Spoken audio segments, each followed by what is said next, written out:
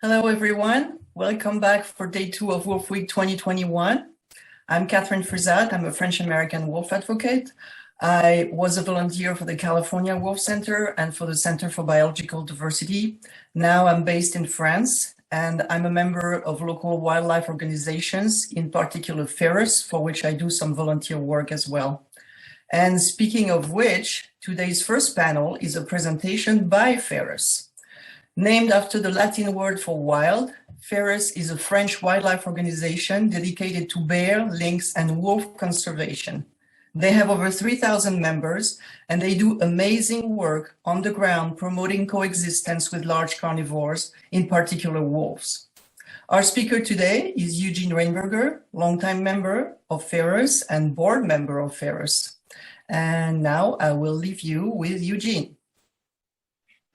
Good morning, everybody. Let me share my presentation with you on the net.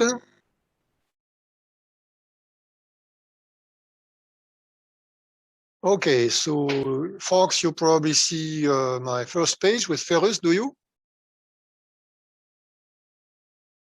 Okay.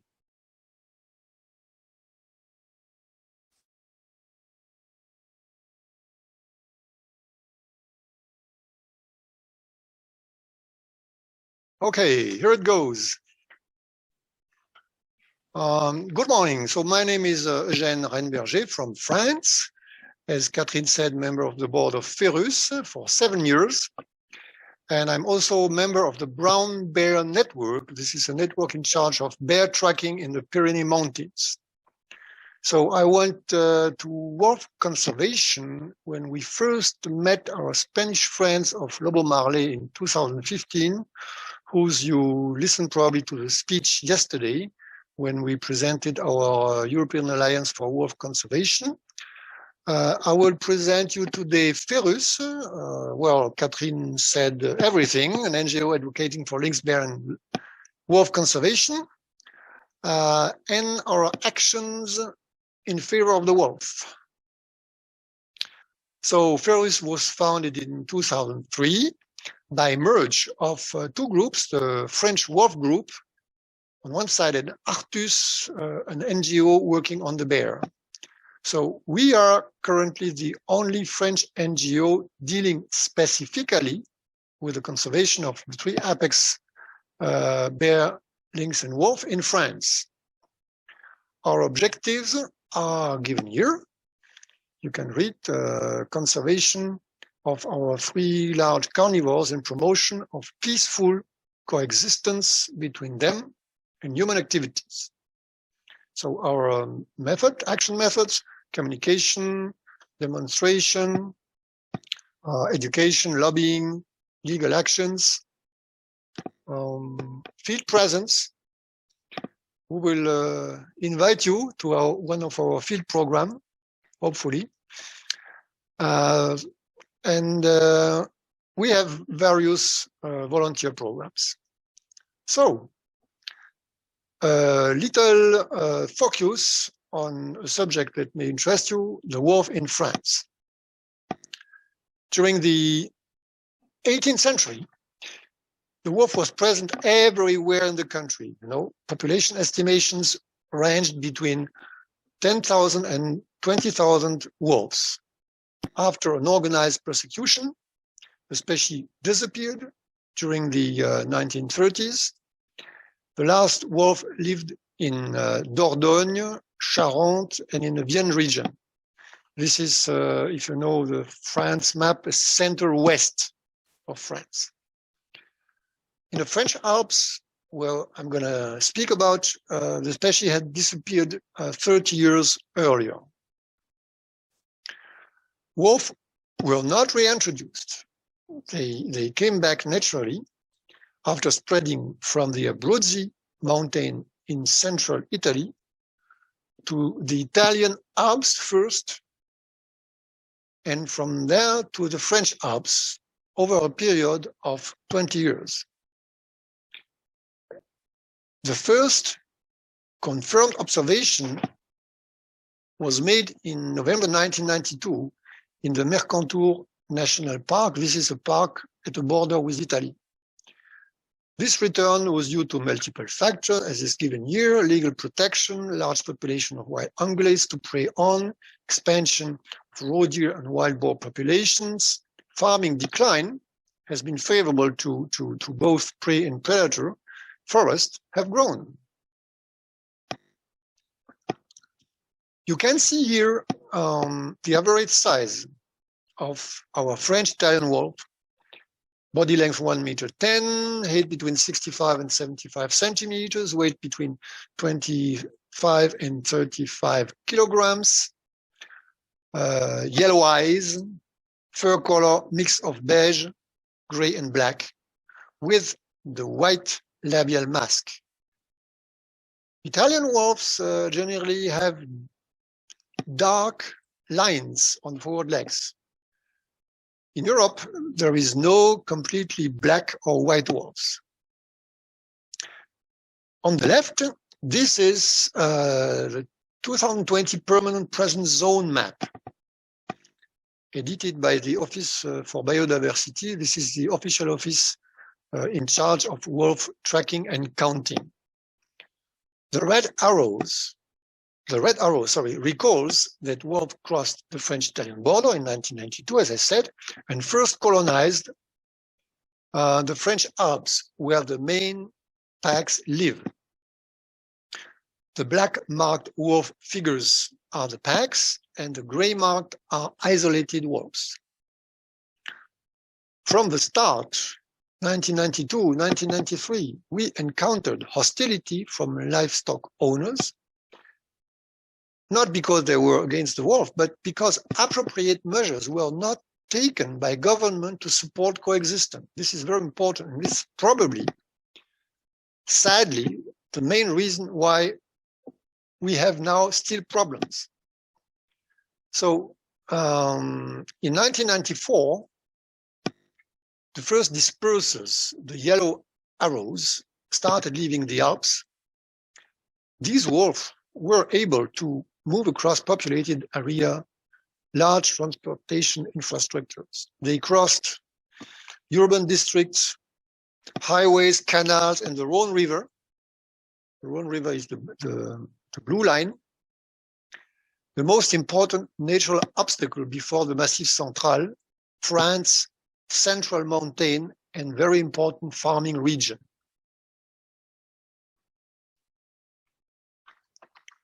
"30 years after the first confirmed observations, dispersers reached all neighboring mountains, Vosges, Jura, Massif Central, and the Pyrenees. Pyrenees is the southwest, it's where I'm living. Although there is no biological reason the species would remain confined to the Alps, the map shows an anomaly. In 2020, there is no established pact in the Pyrenees or in the Massif Central. In France, we don't have any coastal wolves like those living in British Columbia, since our seashores are densely populated.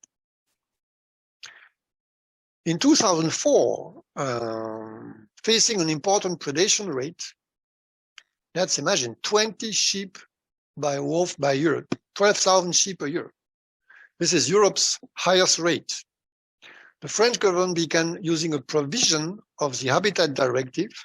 The Habitat Directive is the law that defines the protection of the wolf in each European Union country. So they use a provision of the Habitat Directive, this is Article 16, which allows for lethal removal of a limited number of wolves. The Habitat Directive speaks about a limited number of wolves and under specific circumstances. For example, significant livestock losses.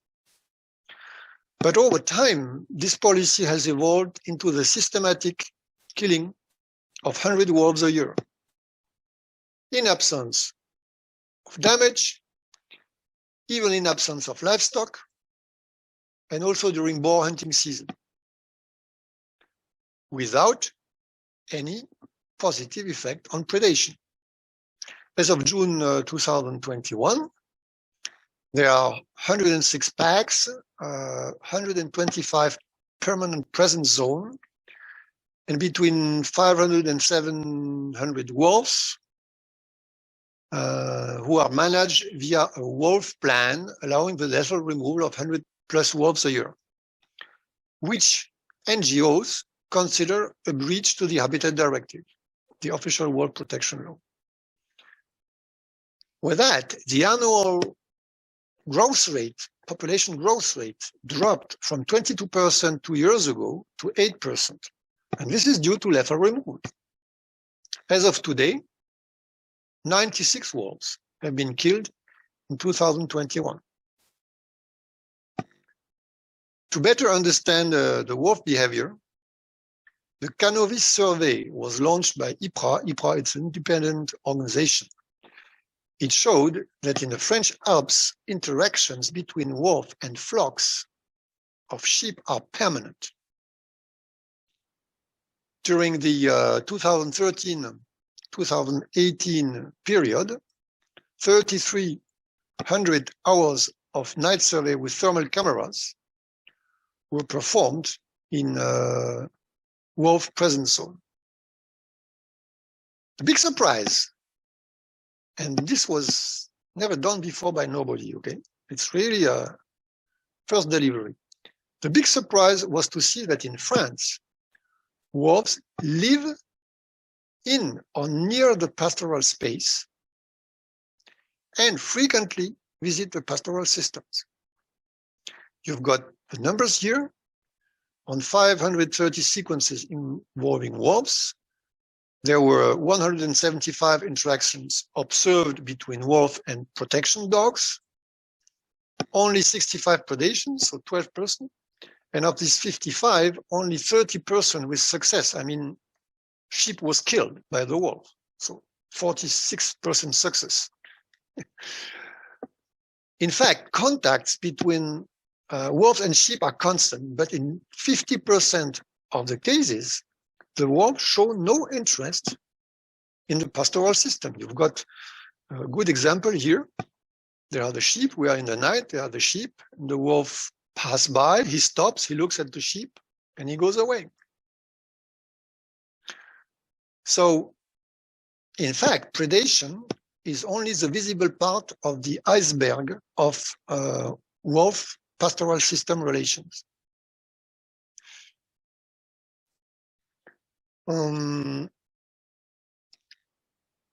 This study, the Canovis study, identified the existence of subgroup of wolves living their lives at the edge of the packs, and they are more interested in sheep. This may be the reason for the high predation rate in France. Their interactions with protection dogs is complex.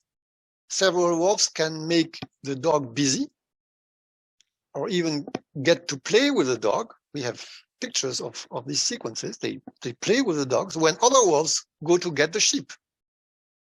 A brilliant species. At the opposite, as I said before, wolves were seen traveling close to the sheep without making any buzz in the flock and without any predation. It was also demonstrated that fences generally protect from the wolf, except when they have weakness points, and these weakness points the wolf find easily and pass the fence. There are very good pictures of such events.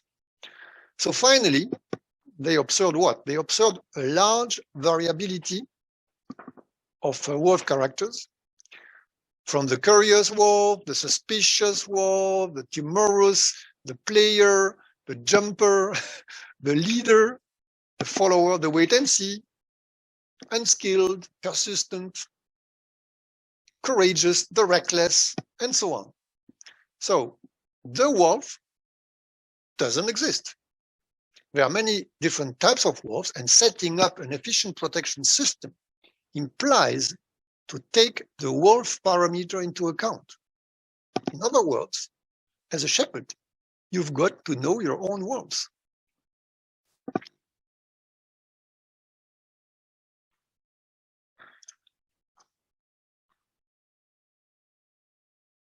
I will now describe 3 different programs FERUS has launched to promote coexistence with human activities.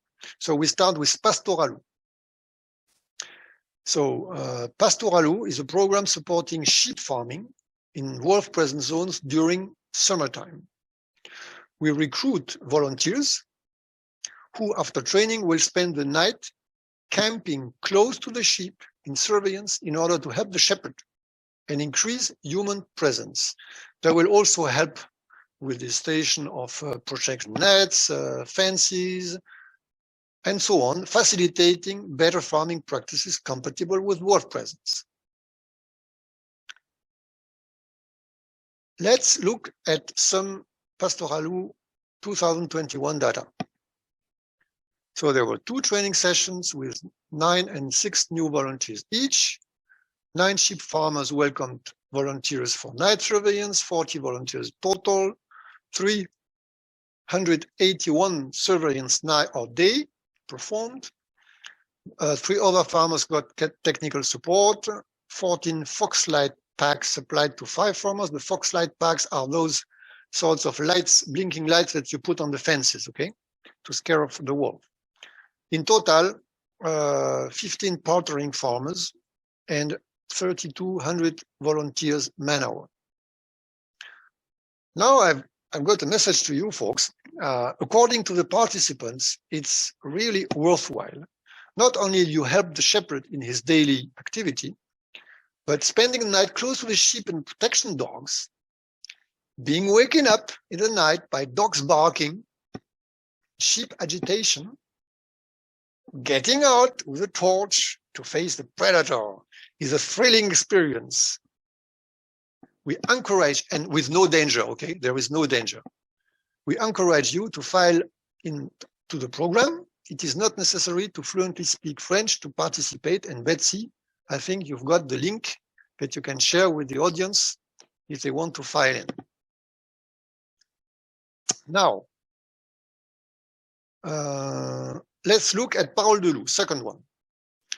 So Parole de Loup, it's an informational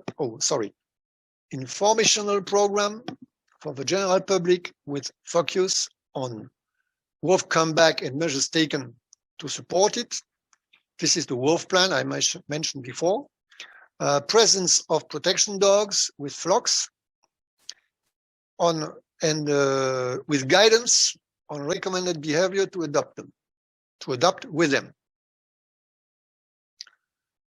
No, to adapt with them, I guess, what I want to say.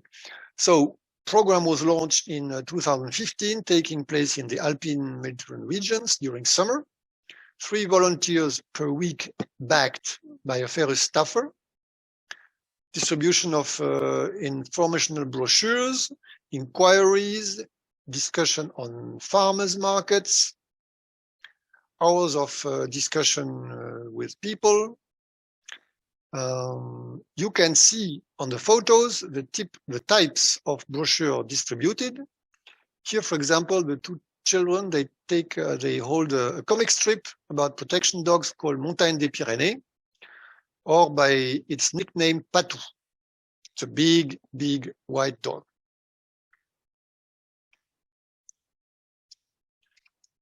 So let's look at some data for Parole de Loup. 7th edition from July 24th to August 21st.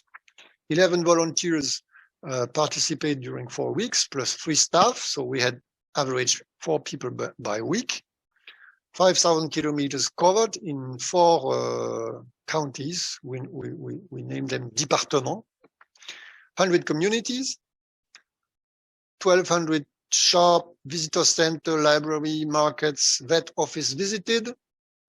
24,000 brochures distributed, visit of a FERUS partner farm, conferences, interviews, inquiries on farmer markets, and hours of discussion with locals or tourists.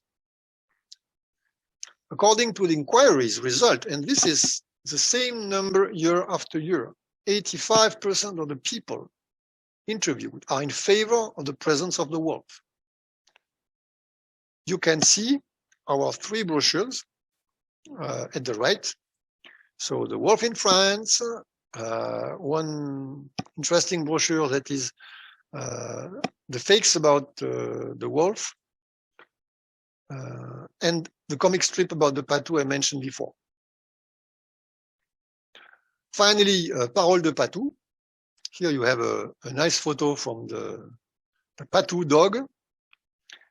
It's a program dealing with the presence of sheep protection dogs near flocks in areas where hikers may circulate, because we consider it essential to keep mountain visitors informed about the presence of flocks in the mountains and to educate about the correct behavior to adopt with protection dogs.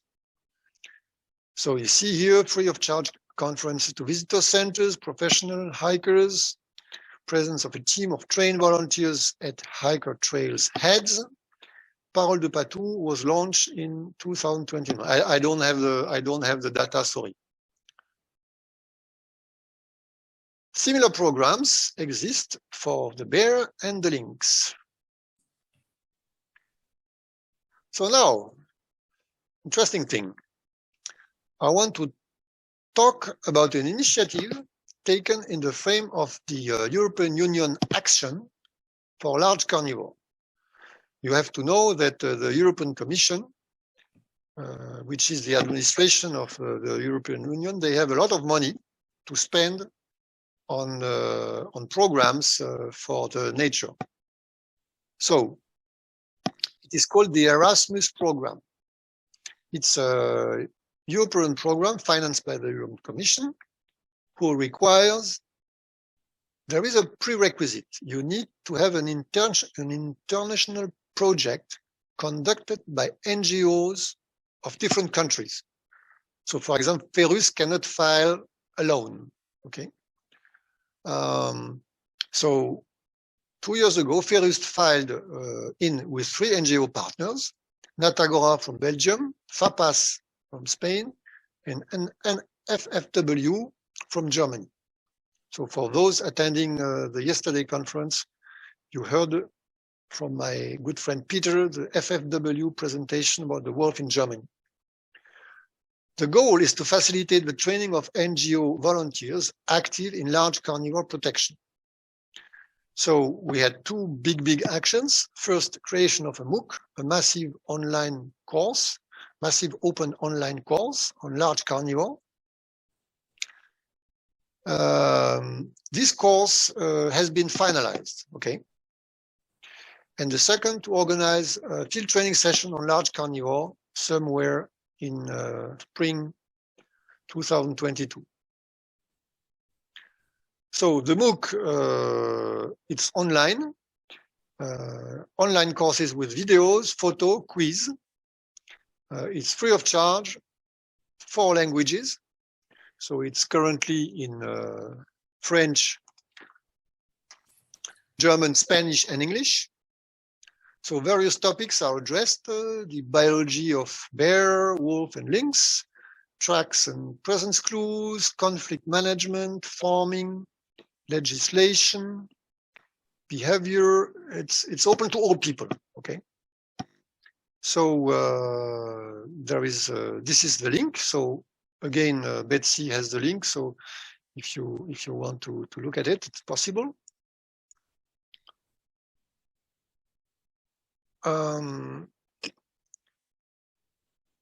So a field training session is scheduled in spring 2020, as I said.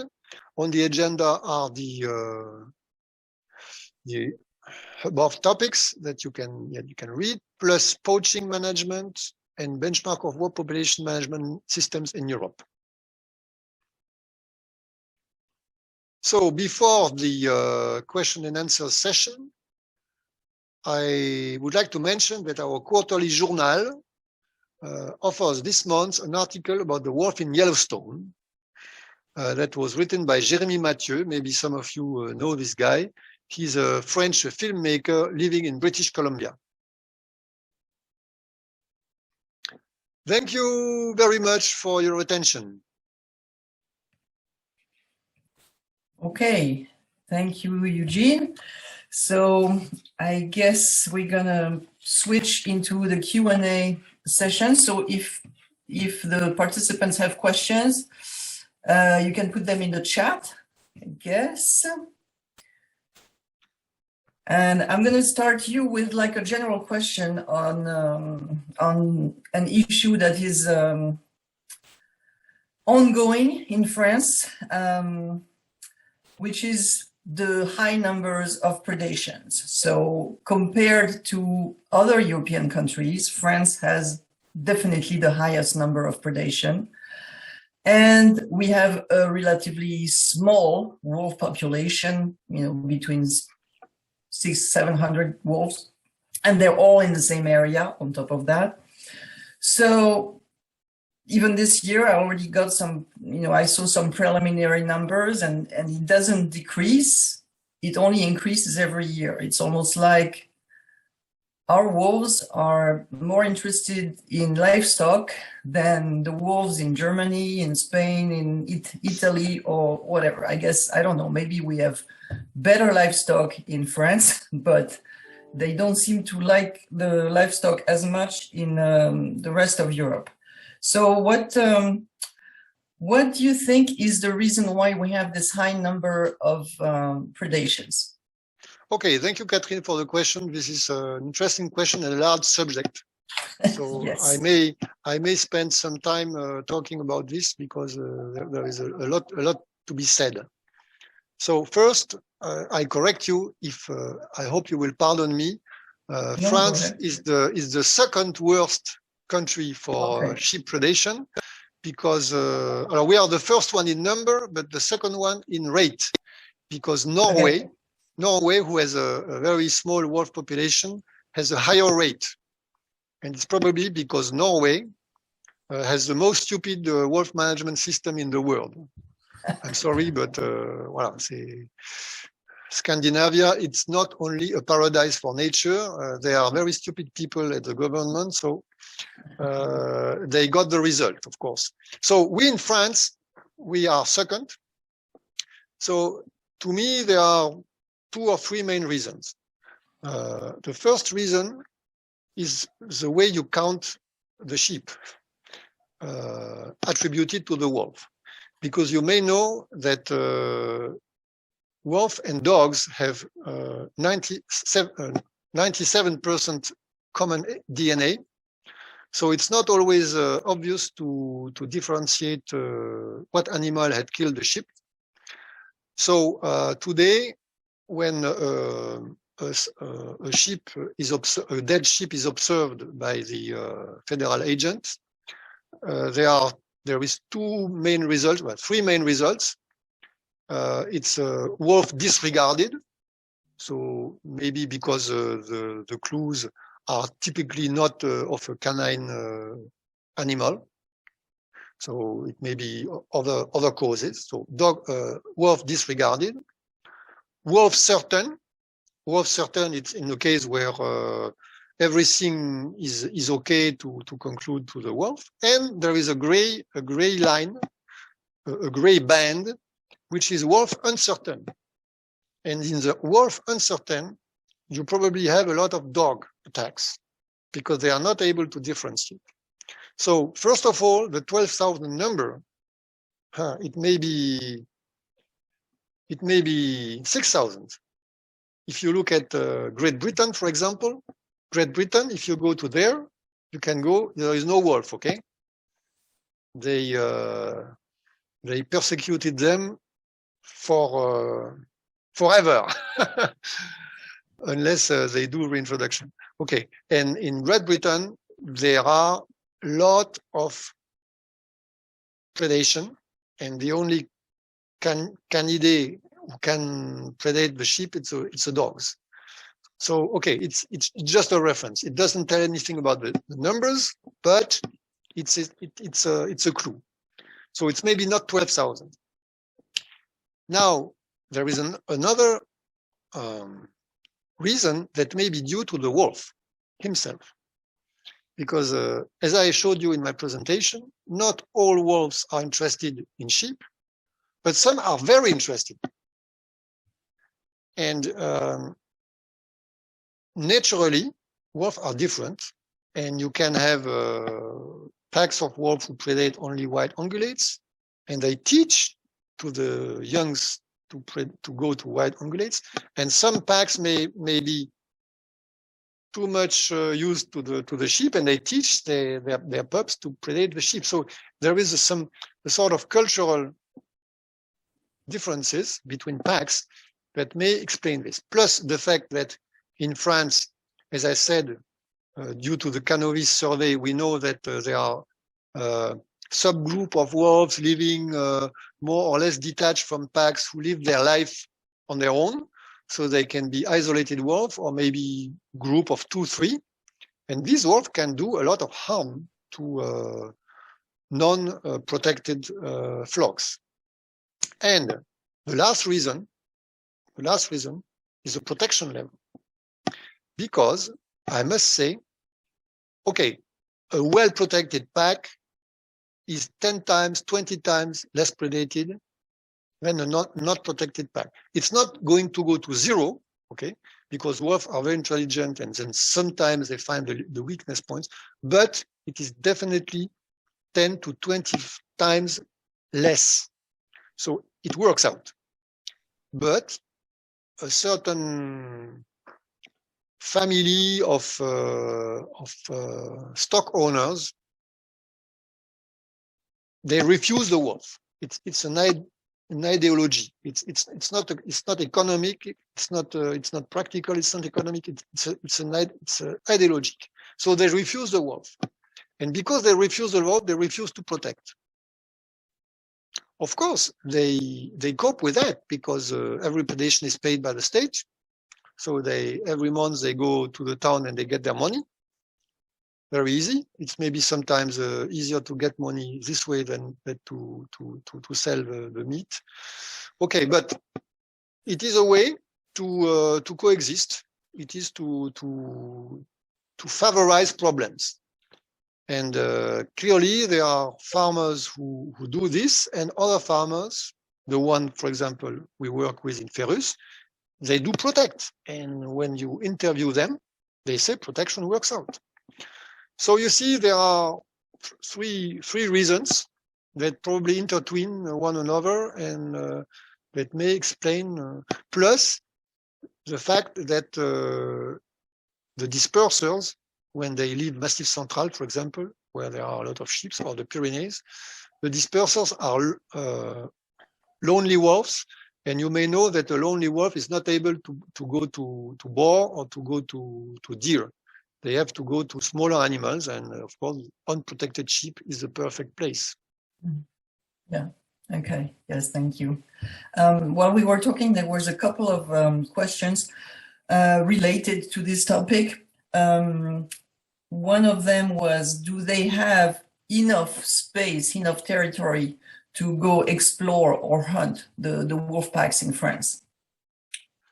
Okay, we can answer this.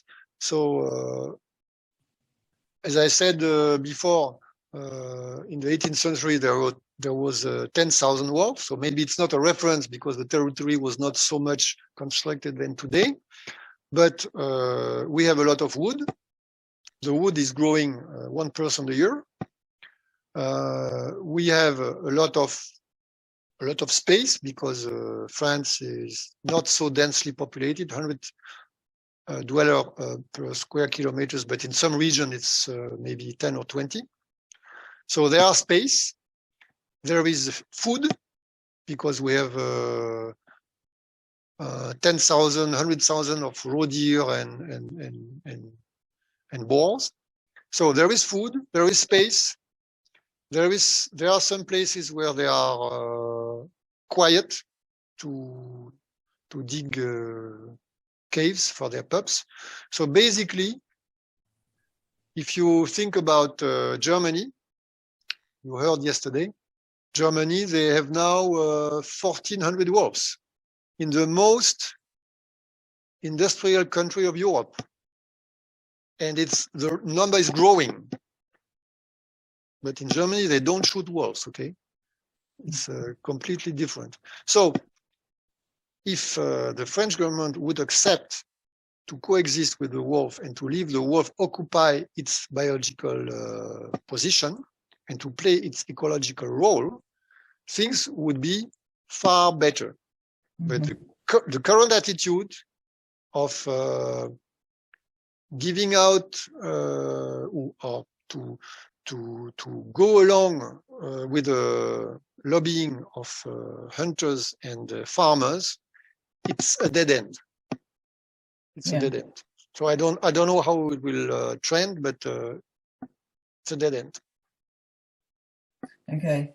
Another question that was asked was how are the wolf numbers counted in France?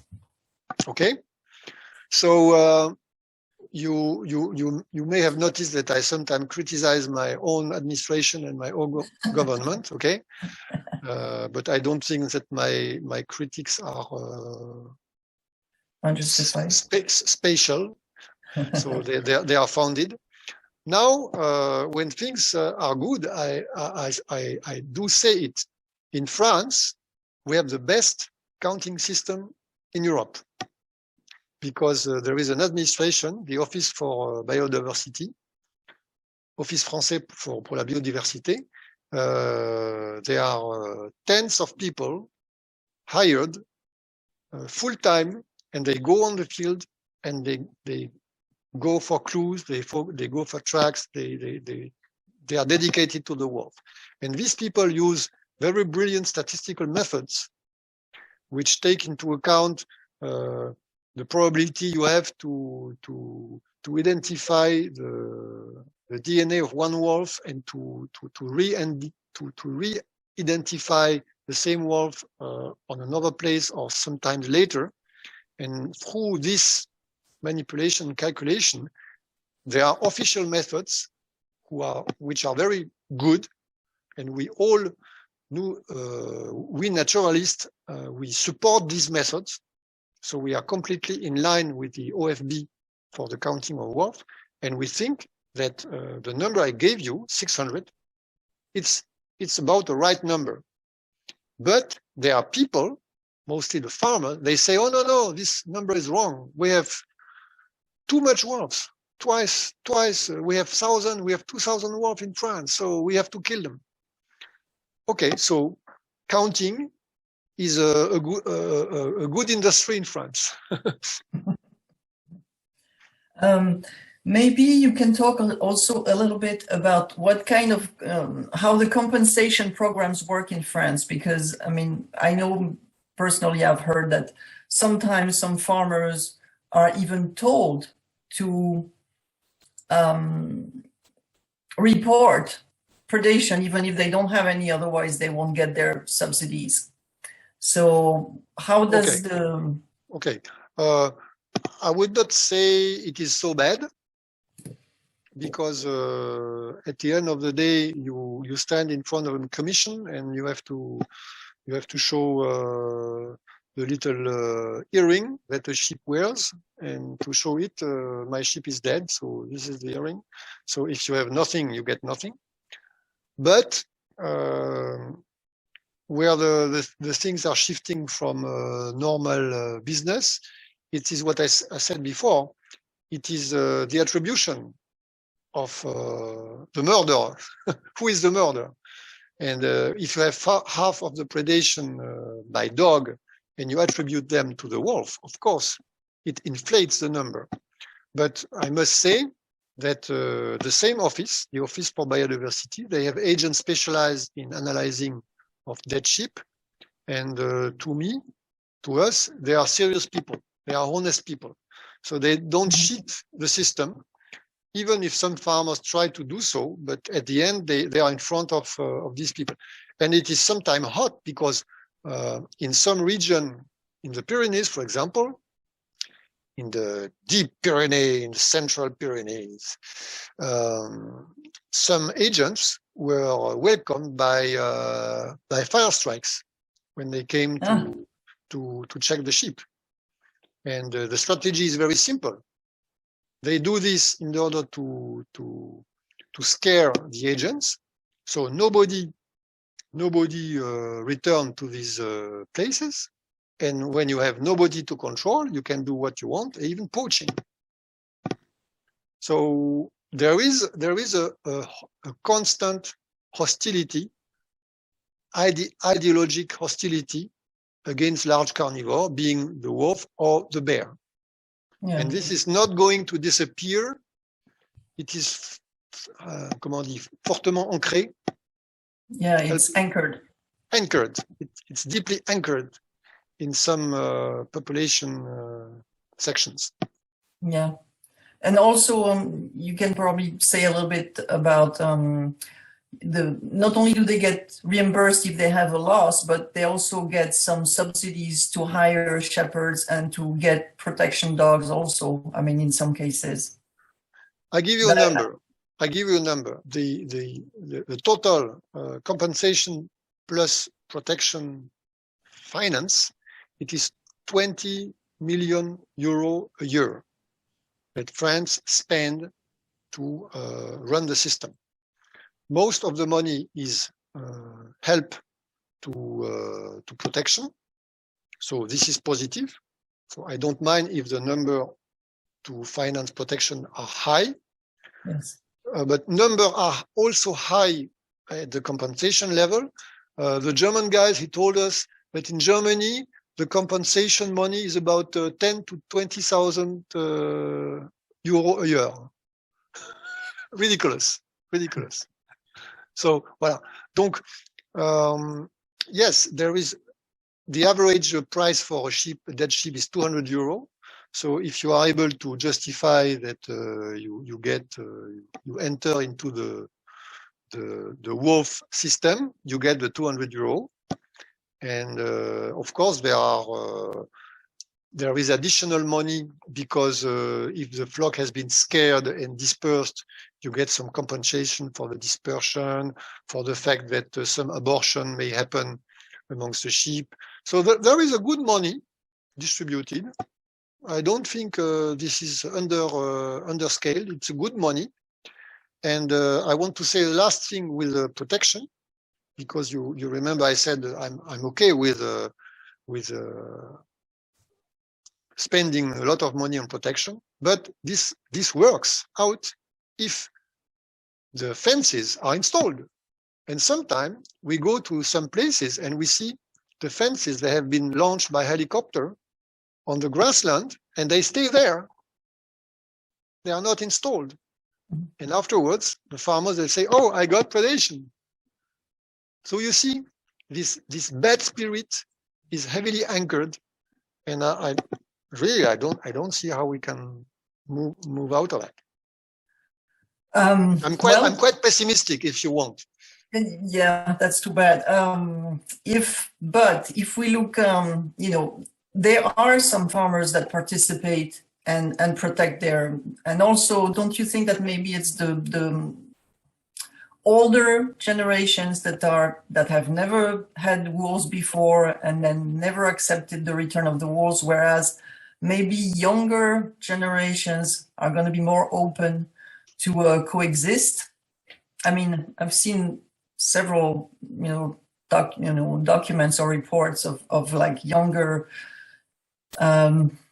sheep farmers or shepherds that, like in the US, are open to coexist and are open to actually putting protection methods in place.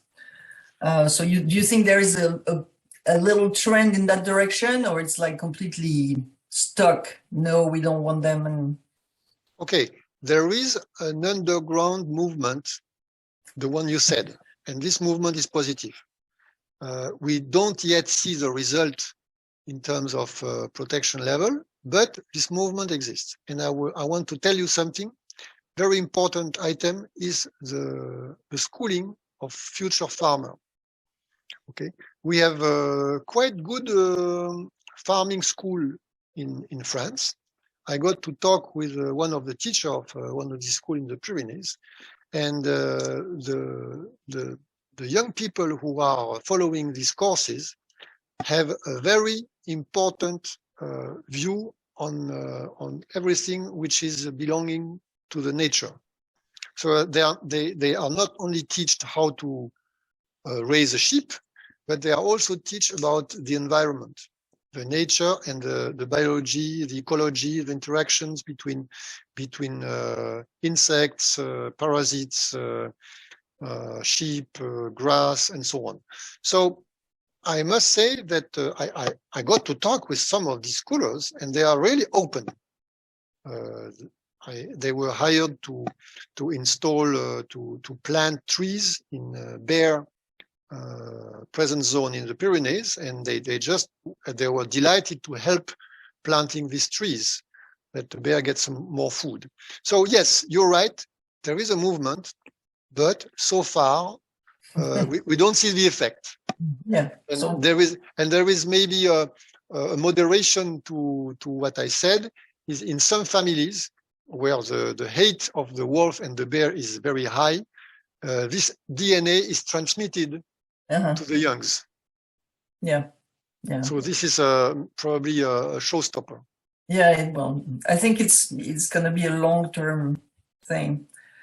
A quick thing just on the, where you're saying, so not necessarily a lot of sheep farmers are using protection methods, even though they could.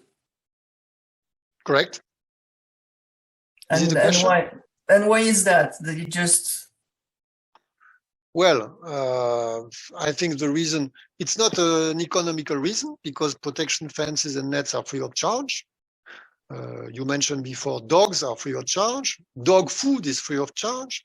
The shepherd is financed 90%. And now the European Union has passed a new directive that you can go to 100%.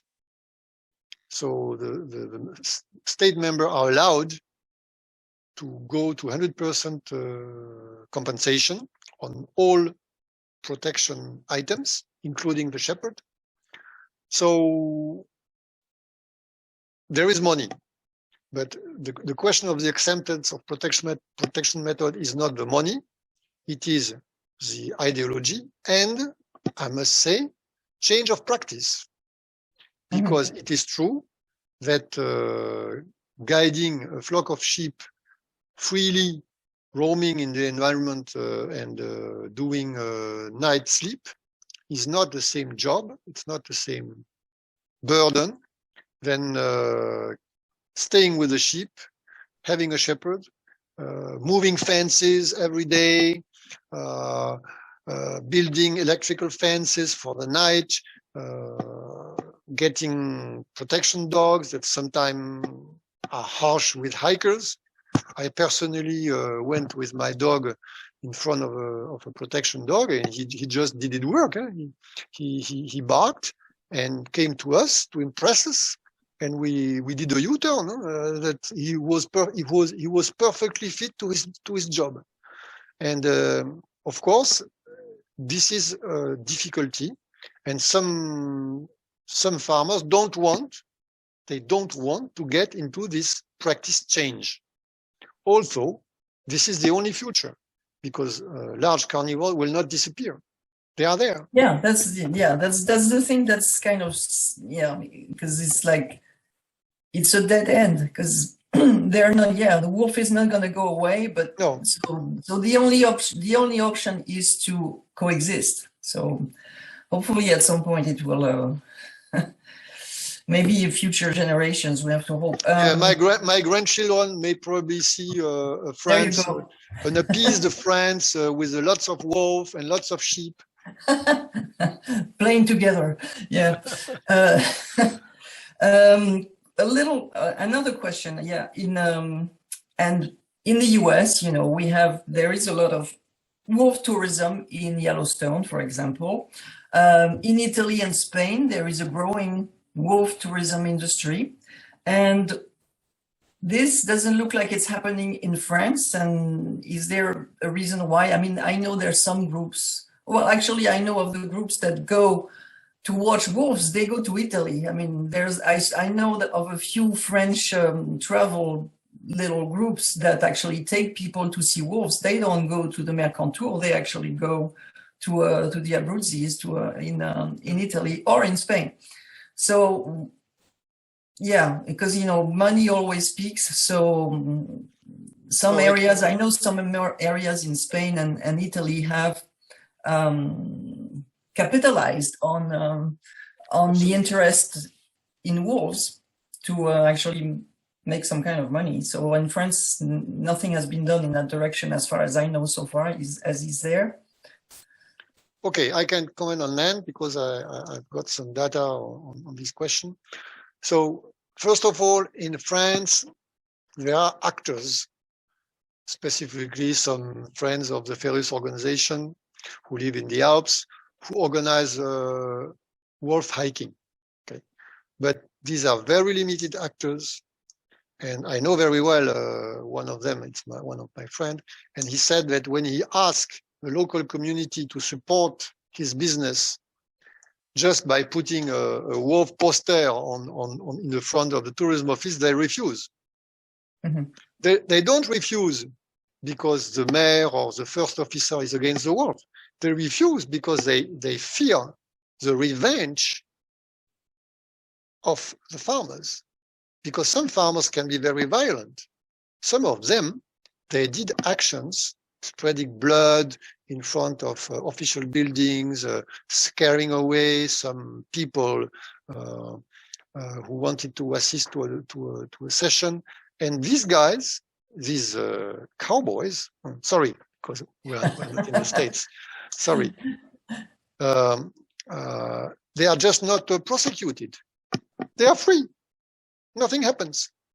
If I, as a naturalist, would stop the highway at the comment on dit le péage at the toll gate in Pau, yeah. If I stop the highway, I got 3 bus of police on my back, huh?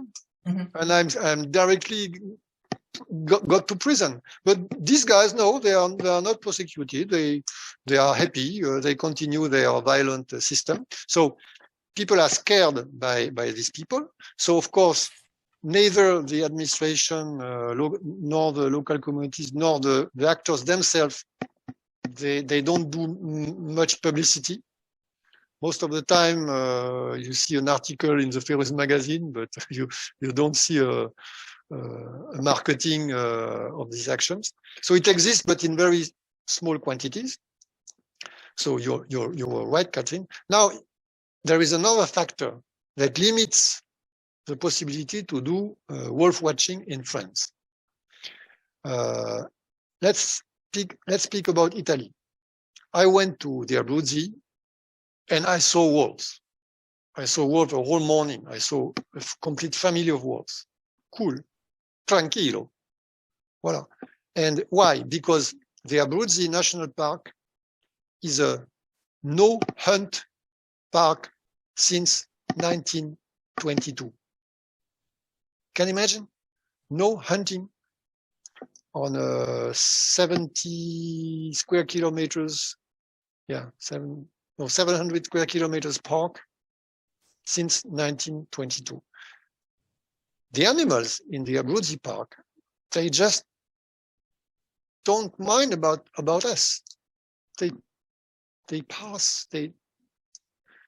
Mankind is not a danger. They are completely cool. I'm not saying they want to eat in our garbage. This is not what I say. But they are cool with us. So you can see wolf very easily. You can see bear, foxes. So not to be compared. In France, it's not possible to imagine such a situation. Hunting is everywhere. We hunt on the Monday, on the Tuesday, on the Wednesday, on Sunday, and about 100 people are killed every year by hunters. Okay, bon. Yeah. So, and also, I think you can mention. I believe hunting is allowed in national parks in France, right? Like in the Mercantour, yes or no, or well, not directly, not in the heart, because national parks have different circles. In the so-called heart of park, you cannot hunt, but there are hunting possibility on the surrounding areas. So, and now I want to speak about Spain. In Spain, the wolf has not disappeared, had never disappeared. there is a wolf watching business because there are huts where you can look at the wolf, but the huts have not been created by naturalists. The huts have been created by hunters because in Spain, up to spring this year, yes, there was hunt business. Comme on dit, la chasse au trophée. Je sais pas comment on dit en trophy hunt. Trophy hunt. There was trophy hunt. So they hired big guys from Scotland. They went with a fire and they fed the wolf for 2-3 days on a specific place. They put the hunter in his hut, and we say that he's told, here is a wolf. He waits for the wolf. He shoots the wolf, and I'm the best. So there is trophy hunting, and because of this trophy hunting, you can also do wolf watching. Mm-hmm. But for example, we have seen pictures where a group of wolf watchers are watching a wolf, and suddenly one of these wolves is shot by a hunter. Oh my God. Live. So I don't want this to happen in France, of course. No. Mm-hmm. So the three countries are not to be compared, and clearly today there is no real wolf watching in France. And the third reason is that French administration has not entered into the sphere of wolf tourism. Yeah, wolf tourism doesn't exist. The wolf is a problem, mm-hmm. and a problem has to be managed. It's not a value. Okay, yeah. And as long as the wolf will not be considered as a value, no future. Yeah. Well, I think we're getting towards the end of the time that we have. So do you want to say closing comments before we sign off? I don't have a specific comment because we discussed about a very, very different, interesting subject. What I would like to say, I encourage you to watch the film of my good friend Jean-Michel Bertrand. And I want to say 2 words about him, if you allow me. Also, probably Betsy will introduce him later. Jean-Michel Bertrand is the only French man that I know who was able to film wild wolves from his hut, and only because he finally got to be accepted by the pack. So he spent so many, many weeks in the mountains, close to the pack, and he finally got accepted because the image he was able to take, it had not been possible to take them without this acceptance. And just because of that, his films are great. So enjoy. Yes, I am here, Eugene. Hi, Betsy. I'm here. Hi, yes. I couldn't agree more. The films are absolutely beautiful, and I look forward to seeing the sequel again today. Thank you so much for your presentation. You know,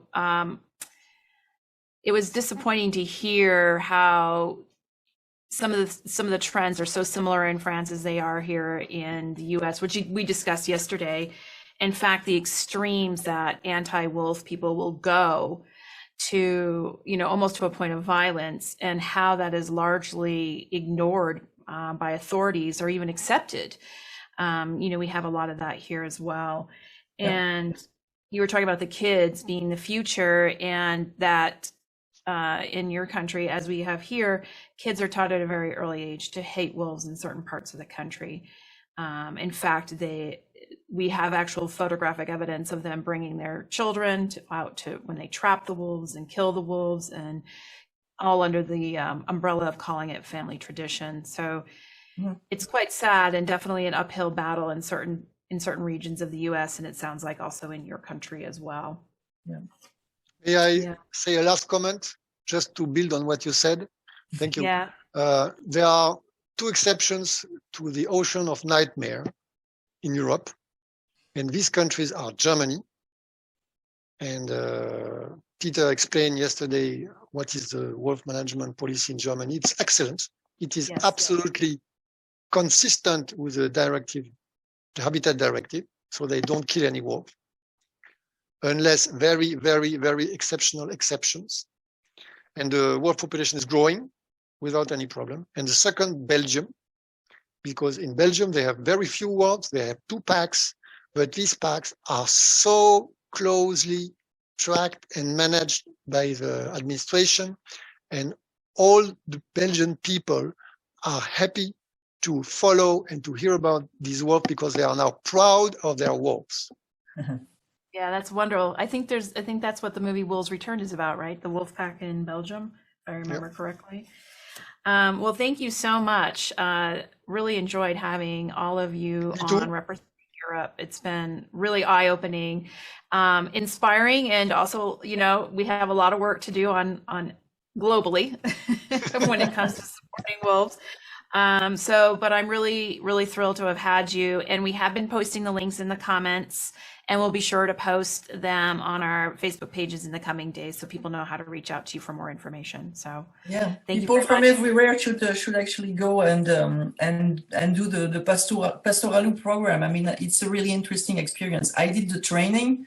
I didn't do a mission, but it's an eye opener, and you know, it's nice to talk about all of these issues, you know, like this on the paper, but it's a different thing to actually live it in the field every day. Come to France. Come to France. Yes, I will. I'll be there. Okay, you guys, we're going to have you. Thank you very much. Yeah, thank you. And we're going to take a few minutes to have you guys leave and bring in the next panel. Thank you so much, you guys. Have a nice day. Thank you. You too. Bye. Bye.